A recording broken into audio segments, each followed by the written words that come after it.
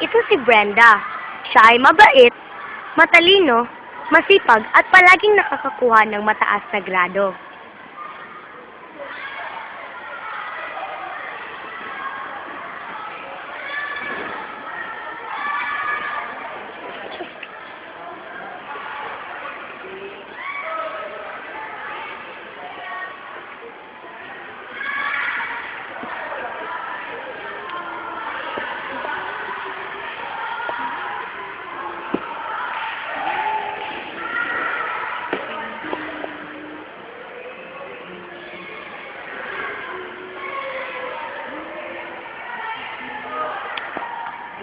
Siya ay si Vanessa, isang tamad, spoiled brat at nag-iisang anak.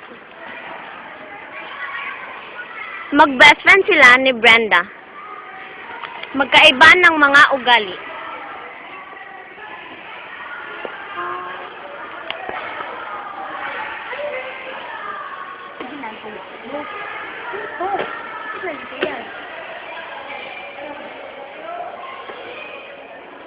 Ano ba yan?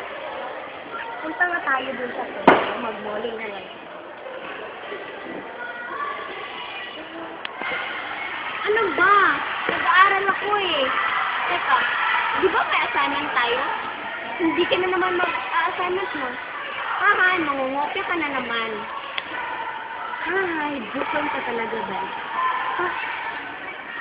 Nag-invite pa na si Joanna sa akin. May party. Gusto mo pumunta? Nagpubusin ko kang pumunta doon kasi mag-aral. Wala naman ako matutunan dun sa party. Mas gusto ko pang magbasa ng libro. Kasi marami pa akong matutunan. Pwede pa akong makakuha ng malaking grades, di ba? Sige no, bes. Punta na tayo. Sige no. Para naman sa akin, no? Sige na nga. Pero last na to, ah. Thank you, bes. Sige. Punta na. Kaya tawagan na ito.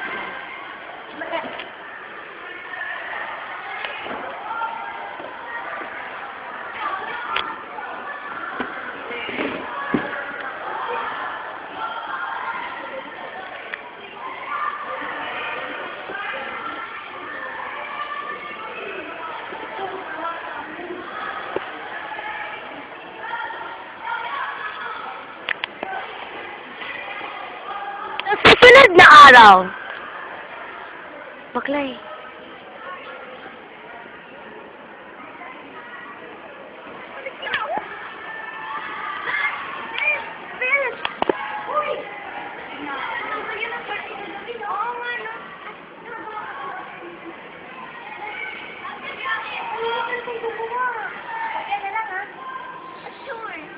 Pagkatapos ng klase,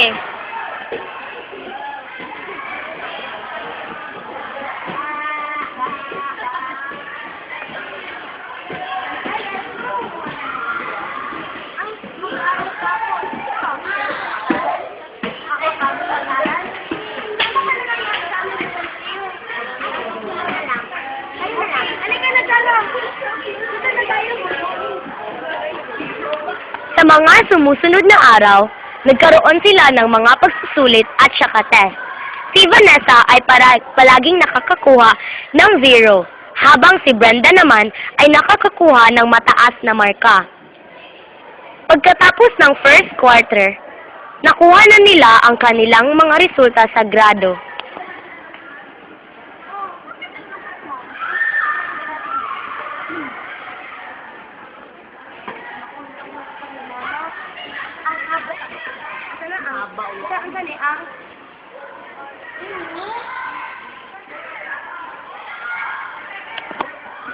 Sigurado magagalit si Mami nito. Sabi ko naman sa'yo mag-aral ka, di ba?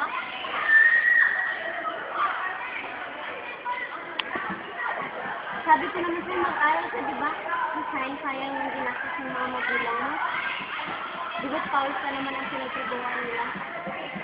Tignan mo, ang mahal-mahal dito. Ganito na lang, sa second sem, bumawi ka. Pangit ko talaga, kasi masipag ako at hindi na ako nagiging kamay. Huri na nga tayo, gagabihin pa nga tayo dito eh. Tara. Sa second semester, bumawi si Vanessa. Naging masipag siya at palagi siyang nag-aaral. Naging maayos ang kanilang relasyong magkaibigan ni Brenda at palagi silang na-honor at natatap sa kanilang klase. Ang natutunan namin ay huwag mong sayangin ang oras sa pagiging tamad at pahalagan mo